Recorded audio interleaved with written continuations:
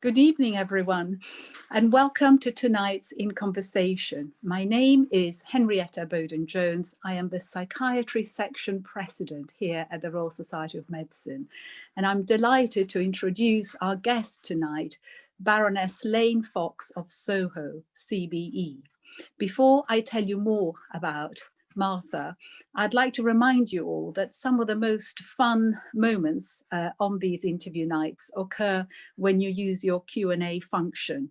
So don't be shy and contribute, ask questions, give us your thoughts, and if I can, I'll include them into our chat. So let me tell you about our guest tonight. Baroness Lane Fox of Soho is a British entrepreneur, internet activist, philanthropist and public servant. She is a director of Twitter, sits on the board of WeTransfer and is a non-executive director of Chanel and the Queen's Commonwealth Trust. Martha has mastered the fine art of being a successful entrepreneur in multiple industries, but all of her ventures have one thing in common, and that's technology. From co-founding and chairing Lucky Voice, which revolutionized the karaoke industry, to co-founding lastminute.com, Europe's largest travel and leisure website during the dot-com boom of the early 2000s. Martha founded Everyone in 2015 after giving the Dimbleby lecture on BBC One. Everyone started a responsible tech movement, and in 2020 passed its tools and products to ADA and ODI to scale the work. Recently, Martha has been appointed chair of the COVID-19 committee of the House of Lords. She intends to use this role, combined with her vast experience and knowledge of the tech sector, to help the UK on its post-COVID-19 recovery path. Martha, welcome, and thank you so much for joining us. I'm going to start by asking you something about your very early life. I'm very interested in understanding how early the signs of your success started appearing. Were you a very driven child? Hard to answer about yourself, isn't it? But I think that one thing pops into my mind, which is my brother reminding me, I have a younger brother, not much younger, a fabulous brother called Henry, that we would often do plays when we were young. And in my mind, we had this kind of incredible collaborative effort at doing the plays. In his mind, it was a process of complete torture. And this was kind of vindicated because my mum the other day showed me a program that I had written where I'd written the play and I directed the play and I'd done the program about the play. And it said, you know, King, played by Martha, Queen, played by Martha, Princess, played by Martha, Villain, played by Martha, Serving Girl, Henry. I love it. So there's our answer then. Yeah, the monster was unleashed relatively early, I feel. When would that have been? Would it have been primary school days, out of interest? Yes. Yeah. How funny. And were you competitive at school? Were you challenging yourself in relation to others, or was it more an internal drive? I think it depended in what. I wasn't a sporty person. I wasn't kind of physically very competitive, but I was intellectually competitive, definitely with myself, probably disproportionately with my father, who's a world-renowned academic, so that was somewhat foolhardy, and to a degree with my friends, but I don't remember feeling kind of very angsty. I do remember, however, when I went to Westminster from an all-girls school to a boys' school, feeling a real thrill when I came top of the year in a subject and beating all the boys. And as I walked up to the place where they displayed the exam results, seeing my name at the top of the list and hearing a boy in front of me say, "Bloody hell, it's one of those effing girls." that did definitely have That's a fantastic memory. Love that. So let's stay with those early days for a moment. Any very important role models or influential figures that to whom you may trace some of the choices you made in life? Yes, many, both real and imagined. You know, I think sometimes I feel it's a bit peculiar for a 47-year-old woman with a family of her own to trace so much to her parents, but my parents have left an indelible thread in me, a strong strong sense of what values to move out into the world with. And I still look to them for advice and guidance. My father, as I said, is an academic, but he's also a gardening correspondent. He's written the FT's gardening column for 50 years. Can you believe it? It was his 50-year anniversary this year. Some people may have seen his front cover special. He was very happy with the picture. Yeah. And he was always on the outside, you know, in his kind of intellectual life. He challenged the standard view of the history he was studying, but also in his kind of college life, although he's been institutionalized, he never, ever towed the line. And I took massive inspiration from that. And he's also a very generous spirited and funny person. And my mum is a quite remarkable woman. She is so dignified and thoughtful and empathetic and intelligent. And I aspire to those things. Oh, wow, that's so, yeah, me too. I'm already, I'm sort of feeling moved by this, and how beautiful, how absolutely beautiful to hear this. And let me just take a moment also to say that actually you mentioned sometime in the past that you've got several doctors in your family scattered around. So, you know, there is a connection with medicine in other members of your family. Is that right? Well, that's my direct family, although I feel I've had a personal experience of a huge volume of doctors who can come to that. But my stepfather and my mother-in-law and my father-in-law are both in the medical profession. So they will be there. So I'm waving a challenge. I'll wave as well. I'll wave as well. So talking about inspirations, and I loved hearing about both of your parents and how powerful these influences must have been in view of everything you've achieved. And reading your biography was just something else. But let me just tell you, the first person to write to us tonight says that he would like to express his gratitude to the inspirational, eminent doctors of the Royal Society of Medicine for blessing us with all this education and generosity through these difficult times. And thank you so much, and looking forward to coming next year and continuing. Isn't that lovely? So thank you for that. And, you know, yes, we've got the next meeting in January, on the 6th of January. We look forward to seeing people there. Let me move on now to something that was a complete craze amongst junior doctors. I did most of my junior doctor training at the Chelsea and Westminster Hospital, where lastminute.com was part of our vocabulary as much as, you know, on call and what medications to prescribe. It literally, you know, drove our lives. When we were not on call, we were on that website. And I'm now years forward, when shaping behavior is so much better understood through technology, understanding what people want is so much better understood by following people's activities online. I wonder, you know, you must have been the pioneers of all of that. How was it? How did it happen? You co-founded lastminute.com in '98. Is that correct? That is, and nice of you to say about doctors using our website. I remember the first time I heard, my cat's making an appearance, sorry. The first time I heard lastminute.com as a verb, and I was so excited. I heard somebody in a queue, I think it must have been in a shop, saying, oh no, it's too lastminute.com for me. And I thought, wow, we've become part of we've made it. And the irony was that when we started the business, we didn't even own the website. We owned the website lastminute.network.com, which obviously would not have been quite as an effective a brand. So thank goodness me, we managed to get the lastminute.com website for our own. But yes, we founded it. We actually started on the business plan in 1997. And I co-founded it with my friend, Brent Hoberman, whose idea it was and who very generously shared it with me. He and I had worked together previously. And he was the ultimate last minute person. He would spend Friday evenings in the office, like 55 telephones like this on his ears, coordinating what he was going to do with various different ladies that evening or that weekend, and always shouting about how impossible it was.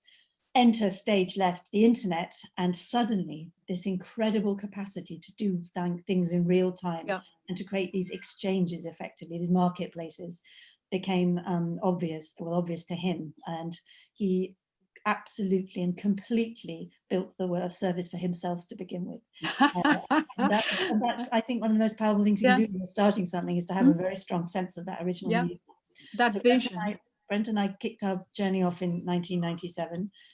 You know, in 98, when we started raising money, it really is impossible to overestimate how extremely unlikely it was going to be for two young people, I was 25, he was a bit older, to have raised what we were trying to raise, which was about £600,000 to start a business where people would buy things on the internet. And now it sounds like, you know, people left, right and center are doing this all the time. But at that time, some people will remember, some younger people might think I'm insane for even remembering before the internet existed.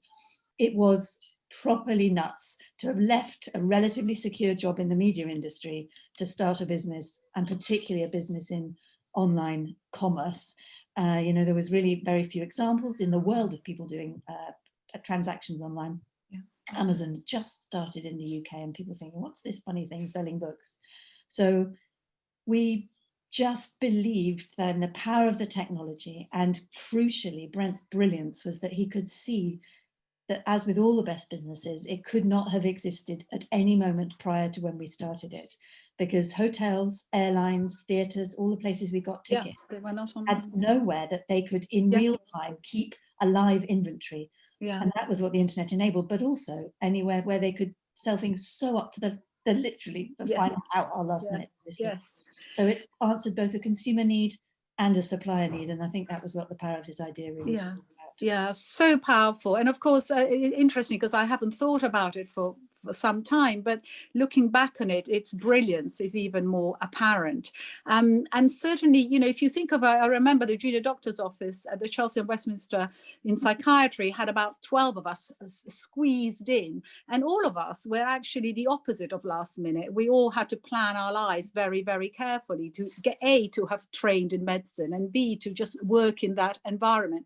So for everyone to suddenly adopt that type of lifestyle, that's what I mean about, you know, probably a real historical moment in the way that, you know, that let me talk about the country, but obviously it was bigger than that. But at the time, sort of embrace this idea that something could happen without that level of planning. I do think that what changed was we did sit, partly us, but partly just a zeitgeist moment where suddenly this idea of entrepreneurship was being unleashed by the internet.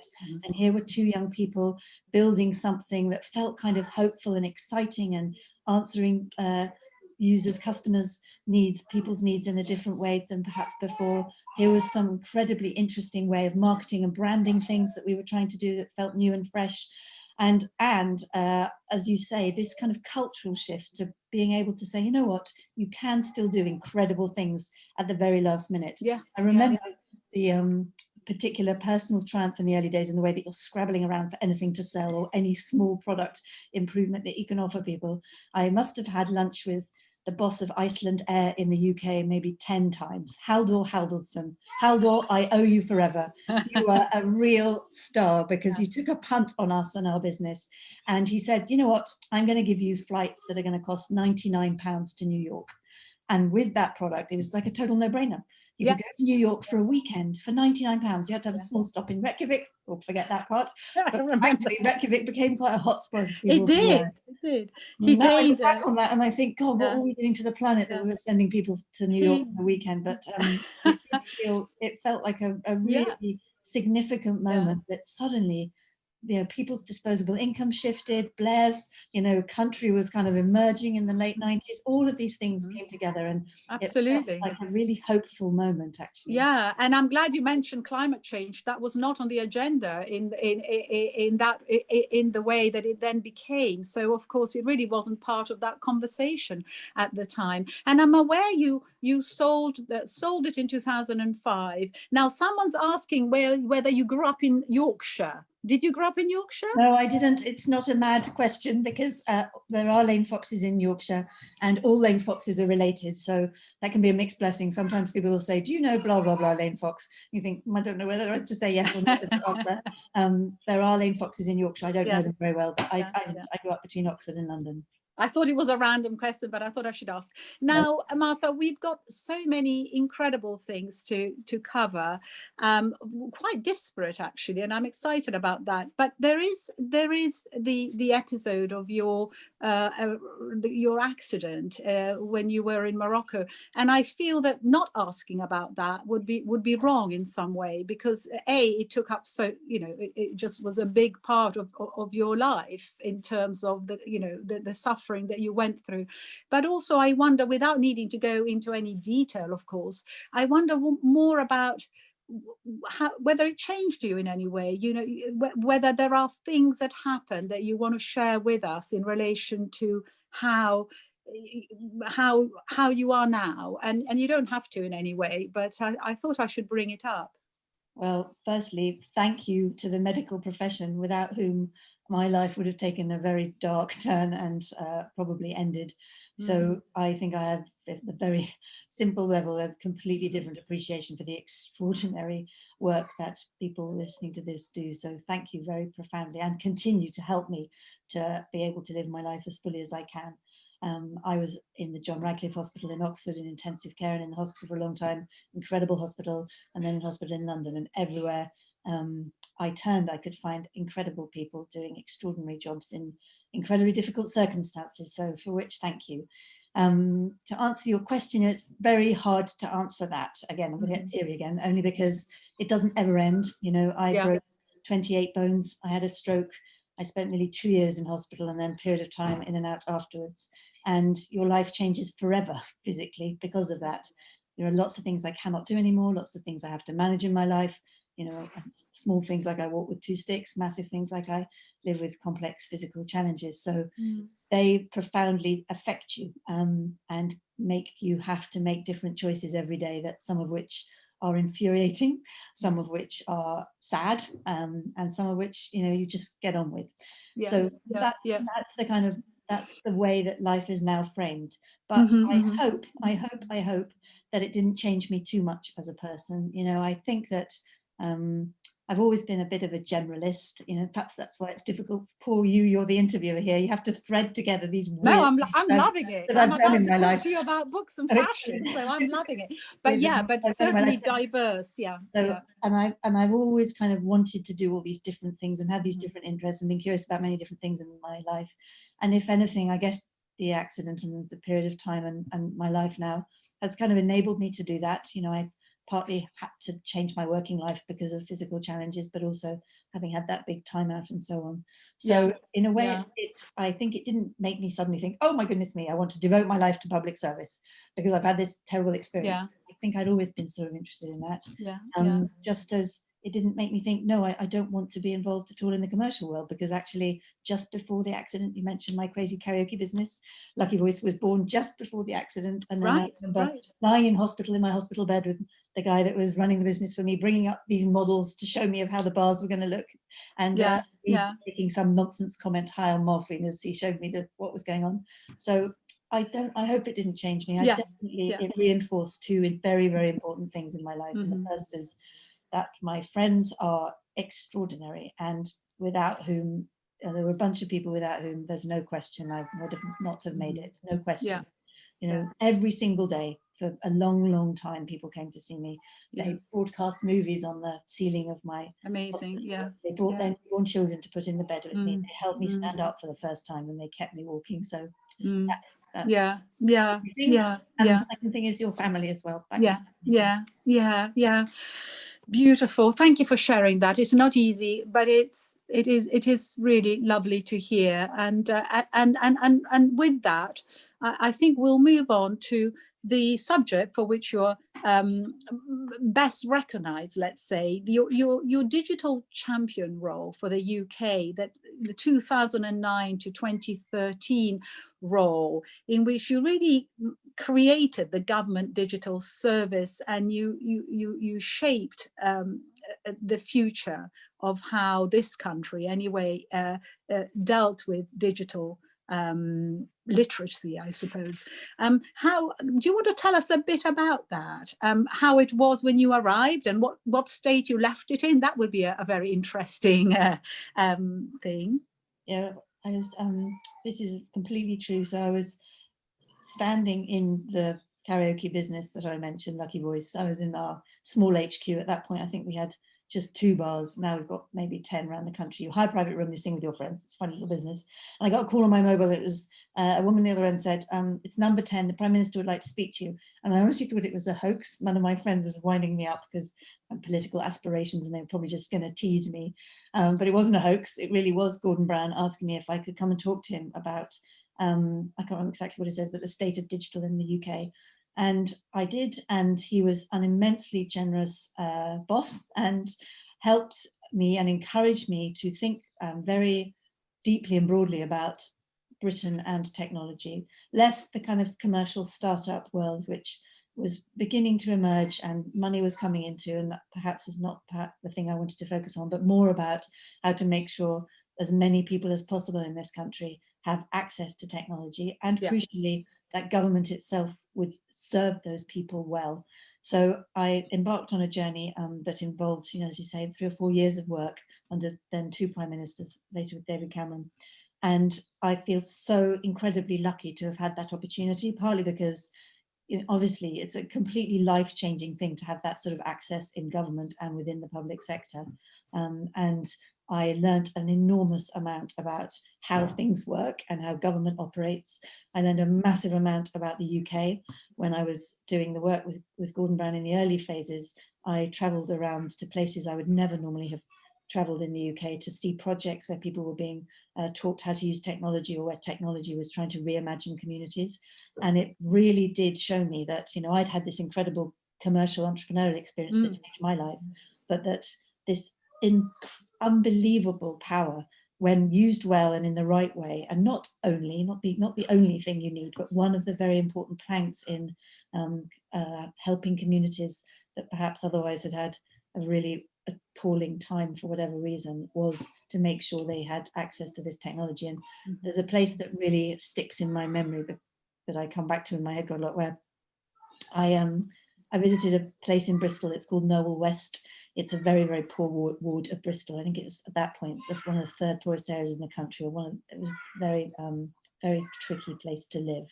And I think that the week before I visited, the bus service had even been stopped into the community for whatever reason.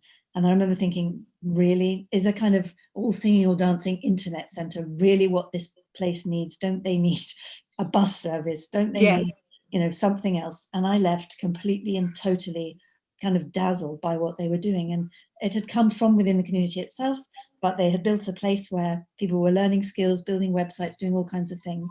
But the side thing was what was really powerful. So the some of the older people in the community had said to the kids, let's learn how to grow vegetables and become a bit more self-sufficient. And because that's not a very easy sell sometimes with young people, what they'd actually said was, let's build a website where we can sell fresh fruit and vegetables. And as a kind of side effect, they had to grow the fruit and vegetables. Beautiful, yeah. What was brilliant was how this one use of tech was empowering and giving a network in a way that was really extraordinary. And actually the community were selling fruit and vegetables and shipping them out to different bits of Bristol. Old and young people were working together. There were lots of people learning different skills that they would go on to get different jobs with. And of course, it's not panacea, can't solve all problems with an all singing, all dancing internet site, but it really made me think again about, beyond the startup world and beyond the kind of commercial use of technology, how important a public internet and a public-minded way of thinking about technology is.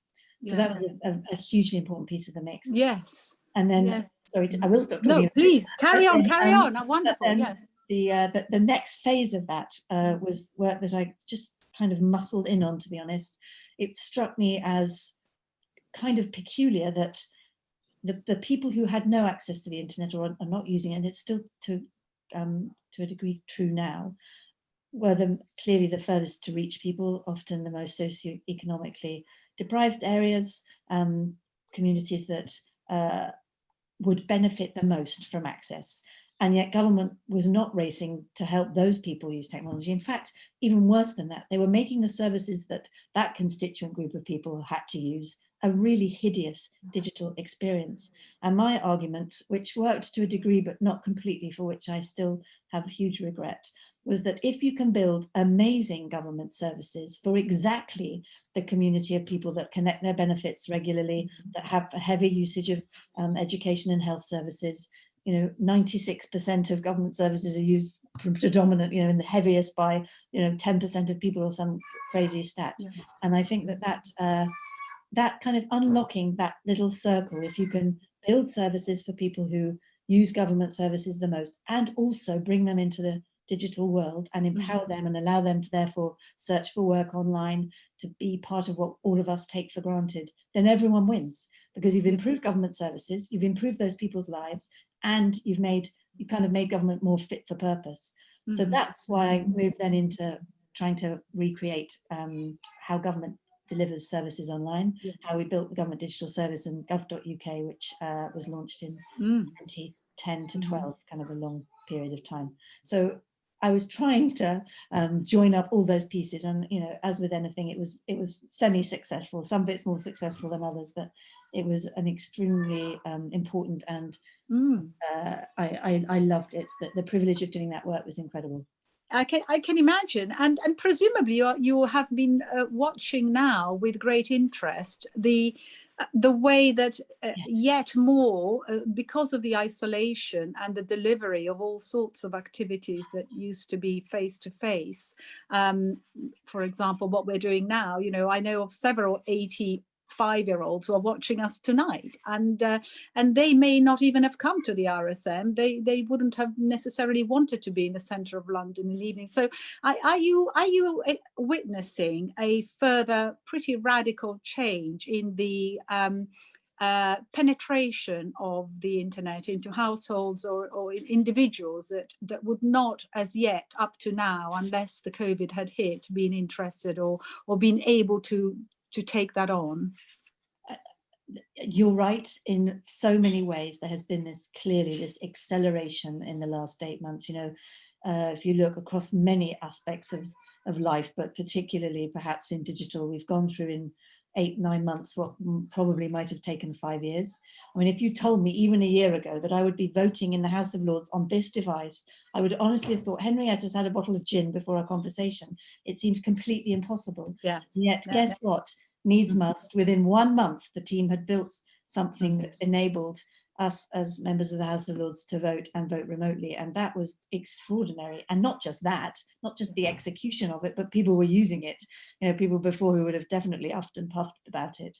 So yes, on many levels, and I don't mean to use the House of Lords as a kind of totem for the rest of the country. I realise that's the outlier, but I think if the House of Lords can get there, then many organizations will as well. Absolutely. But it is way more complicated than that. And unfortunately, in the work, as you said, I'm now chairing the House of Lords Select Committee on COVID, and we're looking at this rapid acceleration to digital on economic and social well-being. And one aspect of this is, back to that very early work I did in 2009-10 on digital divide. There is still an enormous divide in this country, and it is even more complicated and nuanced perhaps than just thinking, okay, do you have an internet connection? Yes, no, which is kind of how it was measured in the past. Very simple. And some people would say no, even when they had a computer sitting there because they'd never plugged it in.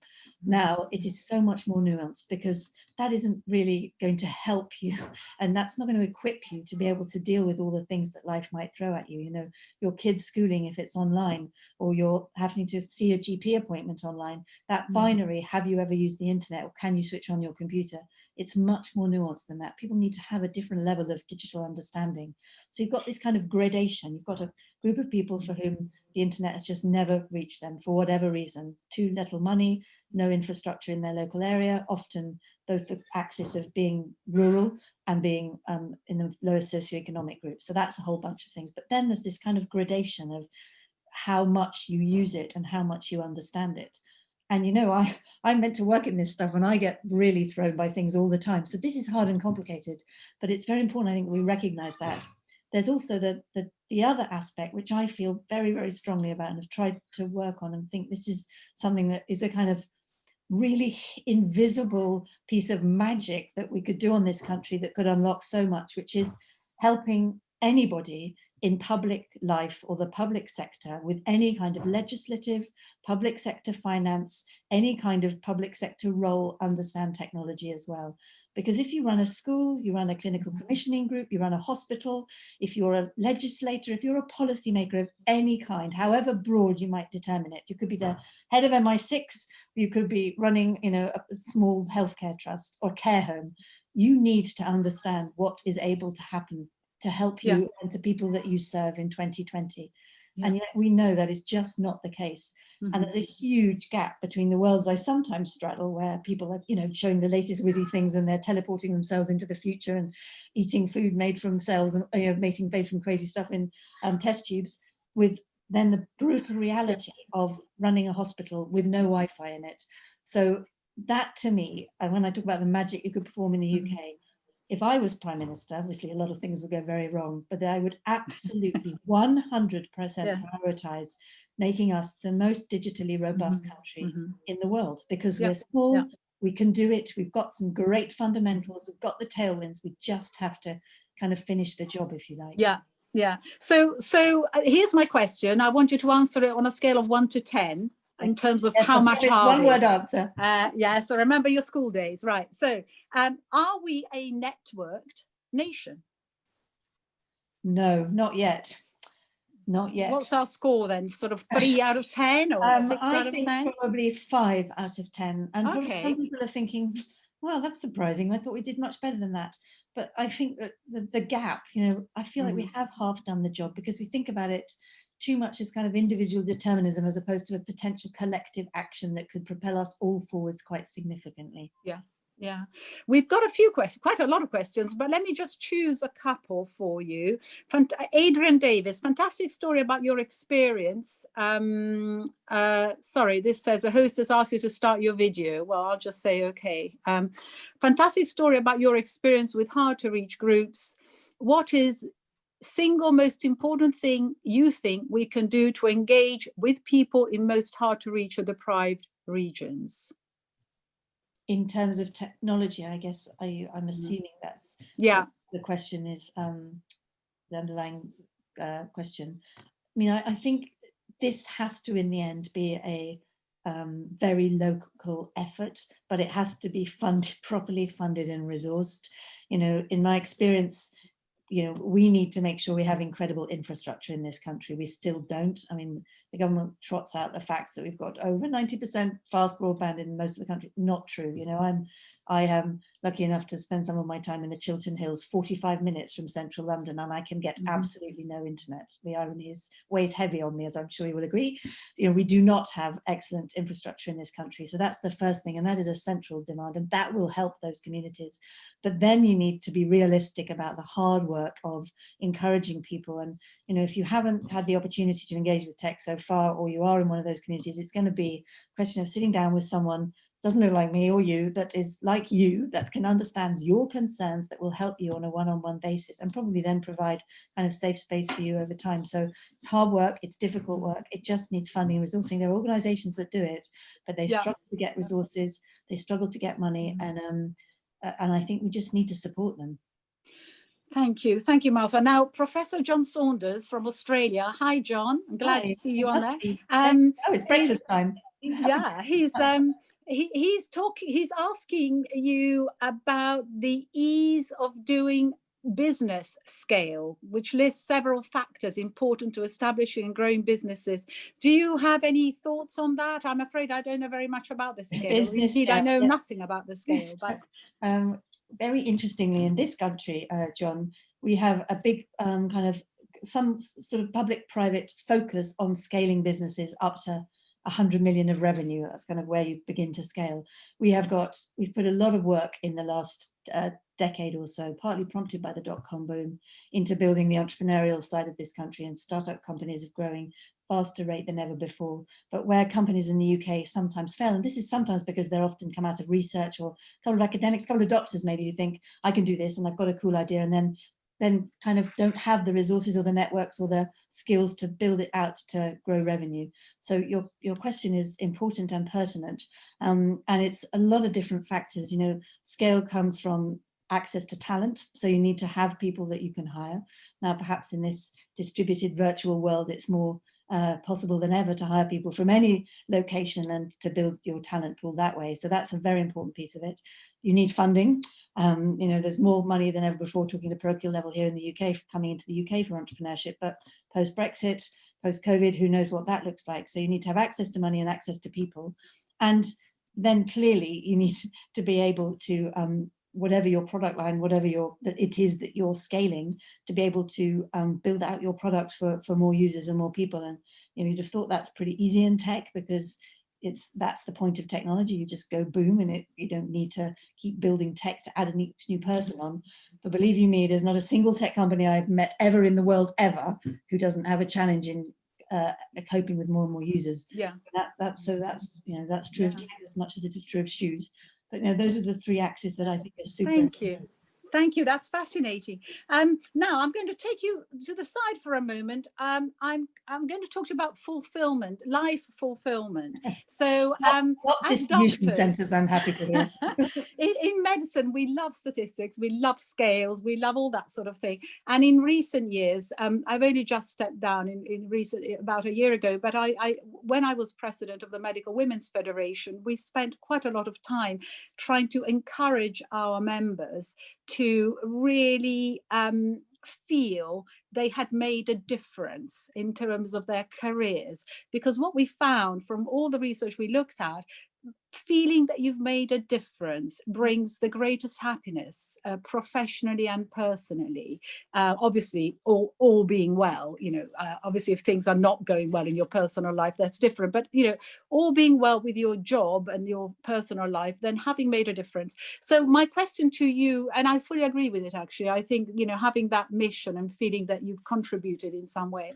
So what would you say you made a difference in? It's really hard to not sound way too grand or arrogant when asked that question. No, don't worry, that's fine. Do it anyway. On a much more micro level, I feel like I've made a difference if my children are smiling and haven't thrown stuff around the room and have gone to bed on time and been generally happy and had a good day. That's the result. Yeah. I think, you know, of course, you're right, you know, and one of the things that our COVID Select Committee has been charged with is looking at well-being. That's in our remit, economic and social well-being. So I've been doing a lot of reading about how people measure well-being, the kind of beginnings of this kind of academia around well-being. And one of the very important dimensions on that is about your sense of purpose and where you feel you've contributed, as you quite rightly say. You know, for me, it comes across many different axes. I feel I want to try in a small way to leave the world better than I found it. And that could be in many different dimensions. You know, I hope that I can be a strong role model for people who perhaps feel as though they don't fit into a box. Yes, perhaps women, but also even see me walking with two sticks. Maybe I make a difference if you see that.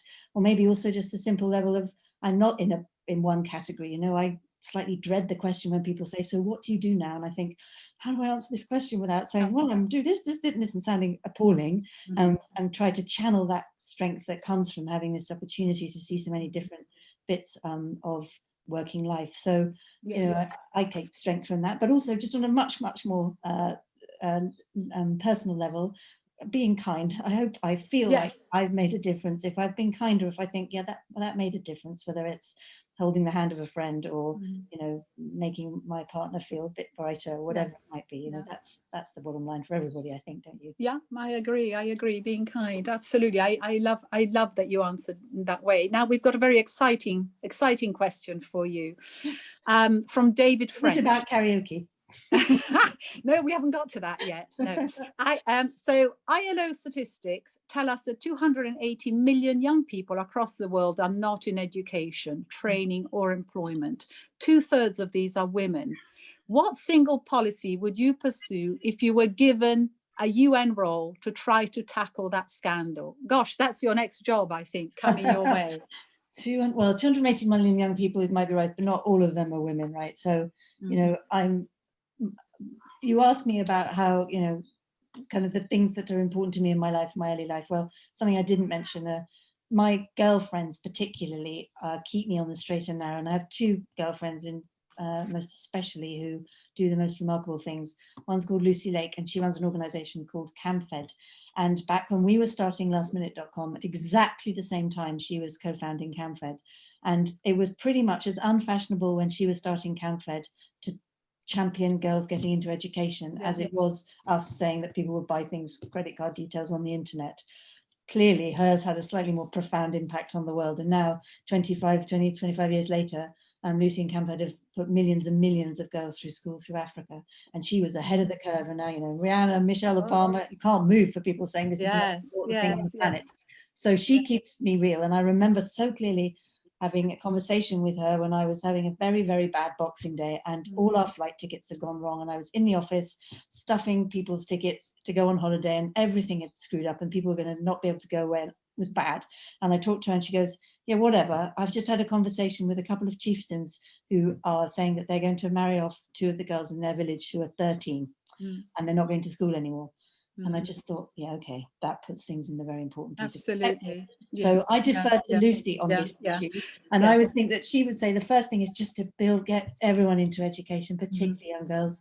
And then when they come out, to then do what CamFed have done brilliantly, which is build this amazing network of women supporting women. So if you've been through their program and you've been to school supported, paid for by CamFed, you then have to support another girl coming through. And that's just one mechanism. But I tell Lucy I've got my eye on her. She's coming on next year. I'm going to invite her. Absolutely. We want to hear all about it. Of course, she's in Cambridge. Perfect. Of course. She's perfect. No, they're amazing. So also, but just one other thing, just to answer your question, you know, I go back to Ruth Bader Ginsburg at this point, which seems a pretty important place to always end up. And she was asked, when will there be enough Supreme Court judges who are women? And she said, when there are 9. And I kind of feel we're at this moment right now. I often think about if we just flipped every decision-making role held by a man into one held by a woman, what would happen? Could it really be much worse? Brilliant. Thank you for that. I know there's, these great quotes that she spread around the world. Thank you. There are other questions, but I do want to progress with our chat. So I'm going to leave the others for a bit later. I want to talk to you about sustainability. When we've spoken in the past, you have stressed how important that aspect of the world is to you. I'm going to ask you specifically, but we can expand on this. But just to say a few words in terms of your role as non-exec at Chanel, and what is sustainability in fashion? I was reading recently, just a couple of days ago in the Evening Standard, they were talking about pollution of rivers in relation to sustainability in fashion. And I'm sort of realizing the enormity of the subject in relation to both the population being educated in what to buy, but equally the government ensuring that they don't allow things that are bad practice to take place when it comes to financial profits. Yes, I think that practically the single biggest, it's not regret, but it's kind of change that I've had in how I think about the role and influence small influence that I have in the world is around how we face into the climate catastrophe. And this is in large part due to my partner, Chris, who ever since I met him has been doing amazing things with fish and is an ardent marine conservationist, has started an amazing charity called the Blue Marine Foundation. You'd have these kind of tussles where you say, why are you worrying about the internet? It's so irrelevant. There is going to be no internet when there is no planet. Clearly they do all join up, and I would argue that they can help each other. But I have really tried to shift how I think about what I want to do in my working life in the next few years into understanding more about the climate crisis in everything I do, whether it's in technology in Silicon Valley, whether it's in other things.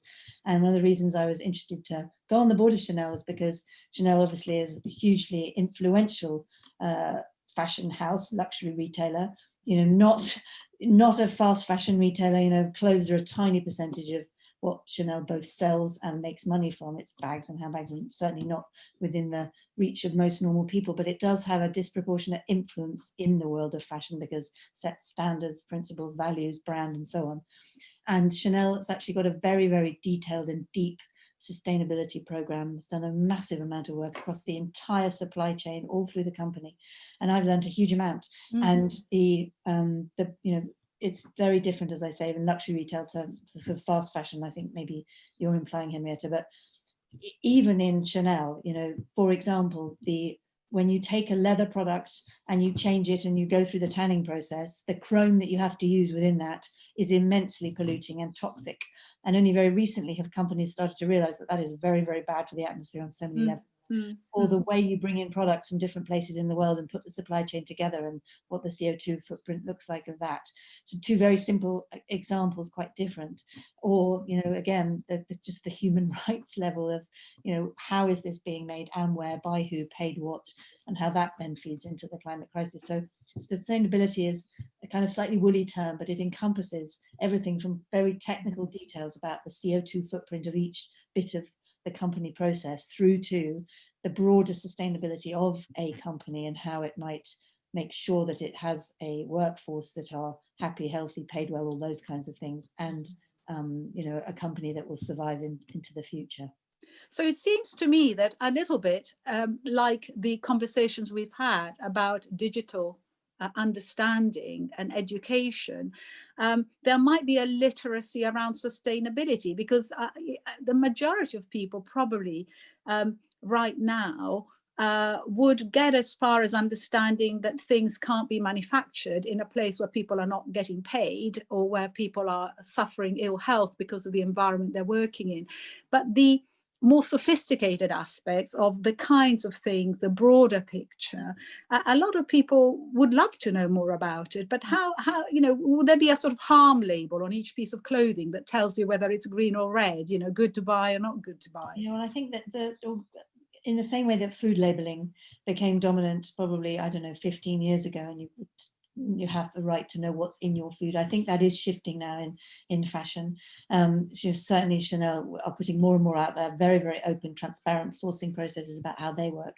And hopefully that will filter down to, you know, a Primark over time, and so forth. So I do think that it's shifting. And I think if you talk to, you know, I'm 47, if you talk to a 19-year-old, they'll have a very different view of this, actually. And they, as numbers I've seen, show that young people are much more concerned to understand the carbon footprint of what they're consuming, both, you know, physically and kind of food-wise and clothes-wise and so on. So I do think it's shifting, but you know, I don't believe we have done enough at all to show the urgency of these problems to the general public. This country has put forward a very impressive net zero target. I mean, you can argue about whether it should be 10 years earlier, but it's one of the few countries that's mapped a 10-point plan to this net zero target. And yet I saw some numbers the other day from BASE, the business department, that said that only 5% of people even really understand what net zero actually means.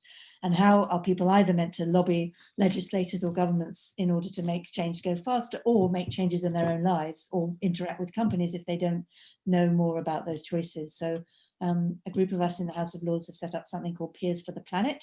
Oh, wow. We're doing lots of different things, but predominantly around legislation, to try and use legislation to force more sustainability, but also alongside it doing some other kinds of lobbying. And I'm particularly interested in how, with COP26 coming up and being hosted in this country in September next year, it was meant to be this last year, but obviously that couldn't happen, that government can take a lead in educating the UK about the importance of these net zero targets and what they can do to achieve them. So that feels like a good lever. And if the UK can do it, then perhaps that's a real global role we could have, to open source the communications and the frameworks that we've used, so that other countries might be able to do the same.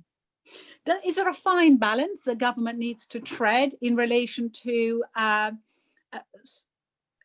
allow businesses to practice that may be providing cheaper clothing in order not to make it too difficult for people to buy clothes? But equally, you know, we've talked about Chanel and we've talked about Primark, and I'm wondering whether, is it possible, is anyone doing it well, but on a cheaper basis than Chanel? It's absolutely possible. Of course, no, there are people throughout the chain. You know, Marks and Spencer, I was on the board of Marks and Spencer for 10 years, and Marks and Spencer is, you know, not the very, very cheap end of the market, but absolutely has one of the first companies in the UK to put a huge number of metrics around exactly the Yeah. issues we're talking about. It's Yeah. 100% possible. Fantastic. And I do believe government needs to be Mhm. extremely interventionist in this. We Mhm. just don't have time. Yeah. You know, I saw a cartoon, people may be familiar with it. I think it's Danish, and it was kind of 2020 summed up, and it was a little guy on a beach shouting, "Wear a mask," at a wave that was coming at him saying COVID. And then behind the wave was a bigger wave saying recession. And behind that was a tsunami saying climate catastrophe. And that is the real situation, right? It's not made up. That's what we're facing. And I think we need governments to be extremely interventionist. I agree. I agree. That's a very powerful image. Thank you for sharing that. We've got someone greeting you from, let me tell you where. Greetings, Trevor Macmillan. Greetings from Keele University, where we are proud to have Martha as an honorary graduate. That was a lovely. The breadth of your achievements is astounding. Then he's asking questions, but I'm going to leave that because we really don't have too long. But lovely that different people are greeting you from all over the place. So I'd like to move on, and this is completely selfishly, Chair's prerogative, to ask you about the decision-making processes and the experiences of having chaired the 2020 Women's Prize for Fiction, only because I'm interested. But and so all we hear on the other side, when we listen to the radio, we read the papers, we hear that whatever the literary prize, there are a whole series of people in a room slightly sort of fighting each other about who should be winning. And certainly it doesn't feel like a simple process. And I'm just very interested in this decision making and how it was and as an experience for you. Thank you. So it was such an amazing opportunity. I was very lucky. I was a judge in 2009 of the Women's Prize for Fiction, and the chair at that point was Fee Glover, the radio presenter who's become a good friend, and she chaired it masterfully. She left really no room for much maneuver when it came to the final judging meeting. We decided, I think it was nearly one of the Women's Prize records, and maybe I think the founder told me it was 20 minutes. We decided in 2009. So I thought, oh, this is going to be easy. I just take Fee's example. You know, she decided this in 20 minutes, no problem. Cut to 2020, when obviously we couldn't really meet face to face. We had 2/3 of our meetings on Zoom like we're doing now. And my fellow judges were spectacular and very accomplished and brilliant women, took the job very seriously and probably read the books. But it was hard because you can't really gauge people, you know, where they're really coming from and whether people really wanted to speak about something, whether you were missing a point, whatever. So that did add a layer, and I'm sure it was frustrating for them, and it was definitely a bit harder for me. But we actually, the difficult part was we got from the whatever it was 250 books to the 19 long list relatively easily. Getting from the 19 book long list to the 6 book short list, now that was a piece of work. And if we'd been in the room together, I think we'd have stood up, maybe hugged it out, sat back down again and carried on. But you aren't able to do that on Zoom. So we have to take a breath, become our best selves and carry on. But we were all friends, it was fine, but that was hard because people cared very, very deeply about the books. And then when it came to the final judging meeting, we had our you know, maybe put aside maybe 3 hours for the meeting. I was thinking, oh God, I'm nervous based on that. It was, you know, people were so deeply passionate about so many of the books on the shortlist. When it came to it, actually, guess what? We decided in about an hour, because Maggie's book is just so beautiful. If people haven't read it, Maggie O'Farrell's book, Hamnet, and it was a completely joyous experience, and I needn't have worried. So we talked about each book very carefully in detail. You want to make sure you really have given each book the time it deserves. So all 6 shortlisted, all the books, but particularly at that moment, we spoke very deeply about them. People talked about things they liked, things they didn't like in each book. But when we came to making the final say, and I was worried about to push it to a kind of more formal vote, there was no question. And Maggie's book is just so amazing, because not only have you got this sort of incredible historical context, you know, she writes about what it is like, particularly as a woman in Elizabethan time, in a mind-blowingly interesting way for me. I think she brings a space to it that I found very compelling. I felt all the time as though she was outside the lead character, having this experience. She was incredibly herbalist, she was naturist, she spent a lot of time outside, and then every time she went inside, you could feel her shrinking, you could feel the confinement. It was quite a remarkable achievement. So not only that experience, but also, you know, Hamlet is about grief, about the death of a child, but, and this is the thing Maggie should never, ever have known when she was finishing her book, set against the backdrop of the plague. So Yes, in yes. the novel, they go to people's houses and they're wearing masks. Wow, And wow. just, goodness me, could you Yeah, ever have imagined writing this yeah. novel? And I think Maggie, I don't know her well, but the short conversations we had, she was properly worried that actually maybe this was going to put people completely off, and the last thing they wanted to read about. But quite a thing to have Wow, done. what an incredible story, and how great to hear that that a group of people can come together and in a harmonious way come to a decision about the best book to put forward. That's really lovely and heartening. So having all that time to read, being forced to read, I have to say, I disagreed with our Prime Minister about proroguing Parliament so very deeply, and many of my fellow peers quite rightly went quite apoplectic about it. But for me, on a personal level, thank it God. was Because it meant I could actually do the reading. Otherwise, I'd have been totally stuffed if I'd had to do Lord's work alongside that. At that time, I just friendly reading. So thanks for that, Boris. Beautiful. Now I'm going to I'm just going to check in case there's any more very important questions before we move on to our last topic. So someone's saying, how can teenagers get involved in what you are doing? And I think they're talking about sustainability particularly. Well, there's so much more activity happening with teenagers than I think with 47-year-olds, which is one of the more shocking things about all of this. If teenagers are interested in sustainability, start investigating local Extinction Rebellion groups through to, places that they can shop, places online that they can contribute to the conversation. There are many, many different ways to get involved. And actually, I'm heartened because in my experience, there's much more activity in the under 15s, under 20-year-olds. They just think this is 100% the number one priority for them. And I really, we owe it to them to not screw this up. Yeah, absolutely. And technology and the internet will help, because that's how they're going to get a lot of the information that the 47-year-olds weren't able to get at the time. Yeah. So let me end just briefly, a few words on Twitter. I really care about discussing Twitter for a moment. 280 characters. Yeah, that's it. No more, or we'll go red. And the medical community, I think I've mentioned this to you before. We are assiduous users, the RSM included. There isn't a couple of minutes that goes by without the RSM letting us all know about something or other.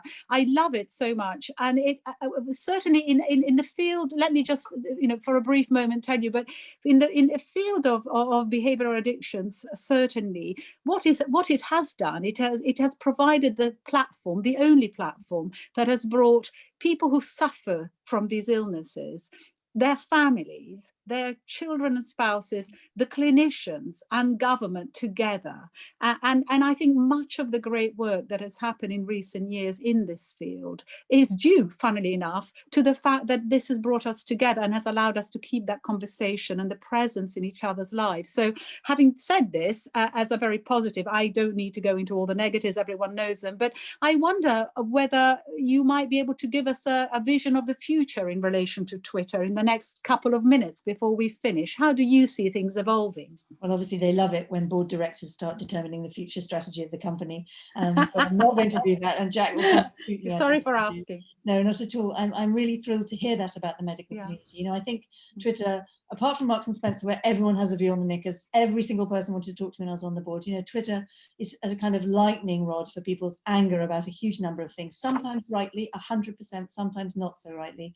And I find examples all the time. I was talking to the head of the police services emergency lines the other day, and he said to me there's no question in his mind that 2 women's lives a year have been saved because of Twitter, because they use that to contact the police and come into their homes when they're being abused or about to be really deeply threatened, and you find these pockets of stuff. And so I think if I was going to channel Jack Dorsey, the founder, with his long beard and his very zen persona, I think that he thinks in kind of 7-year forward chunks, which I think is a good thing and quite unusual for an industry in a place that is so fixated on the new.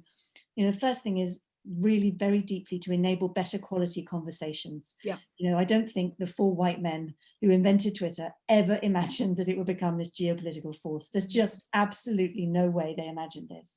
And so therefore they're still kind of working out how to make it the most effective force in the world and enable the conversations you're talking about.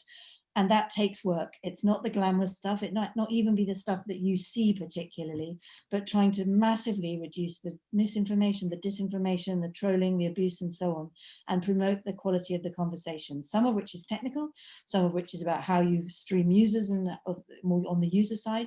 But that is a massive theme of work, and I think will go on for a very long period of time. Yeah, beautiful. I think the second thing, though, just to finish, is to enable a much more global, interconnected conversation. You know, you can start to see tweets in other languages, but how powerful if actually not only can you connect, Henrietta, with people who speak your own language in your profession, your expertise, but actually properly connect with them in communities that you might never normally reach. And I think that is a huge opportunity for Twitter as well. And I know that that's something that they really want to try and unlock.